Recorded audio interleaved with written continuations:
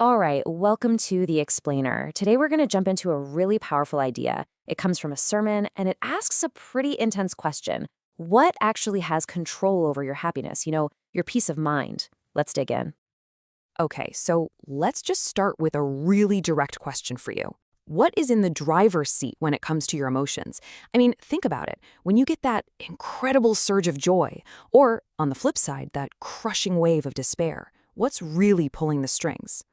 Could it be something like the number you see in your bank account, when you log into the app? Does watching that number go up or down have the power to just completely flip the switch on your entire day? Or, hey, maybe it's simpler than that. Maybe it's just a message on your phone, a notification, a like, a text back from someone you care about. Does that little buzz in your pocket have the power to make you feel like you're on top of the world or totally sink your spirit? Well, according to the source we're looking at today, whatever it is that causes these huge emotional swings, it's not just a trigger. It actually has a name, and believe me, it plays a way more powerful role in our lives than most of us probably realize. And this is where we get right to the heart of the matter. The sermon takes a theological term, Rob, which means Lord, and it kind of redefines it for our modern lives. In this context, your Rob is whatever has the ultimate power over your feelings. It's the thing that can make you happy or make you miserable. It's basically the sun that your inner world orbits around. So that leads us to this really crucial concept. If something other than, say, a higher power is in charge of your core feelings, then that thing has basically become an idol. And we're not talking about a golden statue here. We're talking about something you've put up on a pedestal, right in the center of your heart. The speaker uses this amazing metaphor. They say the heart has an energy like an arc reactor, like from the movies. The point is, it's so powerful that whatever you put at its core, a person, a job, money, it automatically gets elevated to this sacred, almost godlike status in your life. And here's some of the usual suspects, right? These are the modern idols that tend to take up that space. We're talking about wealth and finances, career and status, romantic relationships, even things like our physical appearance or just needing that social approval from others. And here's the kicker. When these things become our idols, our inner peace becomes super, super fragile. Why? Because it's completely dependent on stuff that is, by definition, unstable and totally outside of our control. So a bad review at work or a mean comment online can literally shatter our whole sense of who we are. Okay, so what's the solution here? The sermon isn't saying you have to give up on your career or your relationships, not at all. Instead, it's about drawing a really clear line in the sand. It's a separation of duties, our job and, well, God's job or the universe's job. And this chart breaks it down perfectly. Look, on one side you have our duty. That's the process. It's about putting in the effort, using the tools you have, walking the path. Then on the other side you have God's duty. That's the outcome, the result, the final effect, where you end up. Two totally separate jobs. And this quote really drives it home. It says trying to interfere with the result is, and I quote, forbidden. Why? Because it's not our job. The argument is that mixing up these two roles, our effort and the final outcome, that's the root of so much of our anxiety.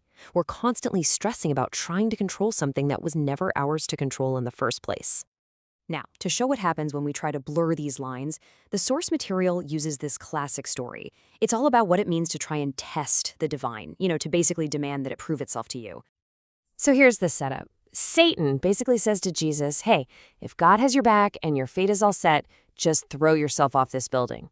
It's a total test of faith, right? It's asking him to force God's hand, to stage this big dramatic rescue just to prove the plan. It's pure manipulation of the outcome.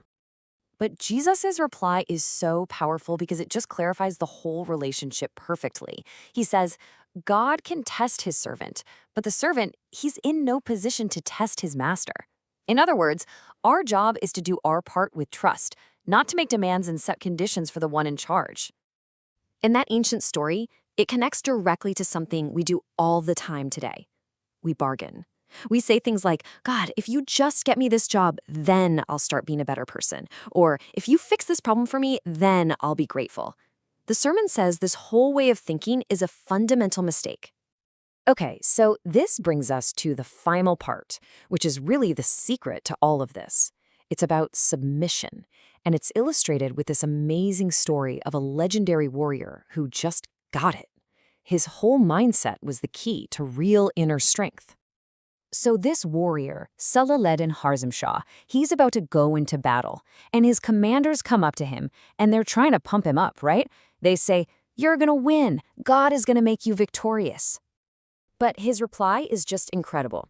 He says, "My duty is to strive in God's path. I don't interfere with God's duty. Whether we get victory or defeat, that's his business, not mine." He just perfectly nails that separation between effort and outcome. His focus was 100% on his job, not the scoreboard. And here's the really cool part. The source argues that this mindset, this detachment from the result, wasn't a weakness. It was the source of his incredible strength.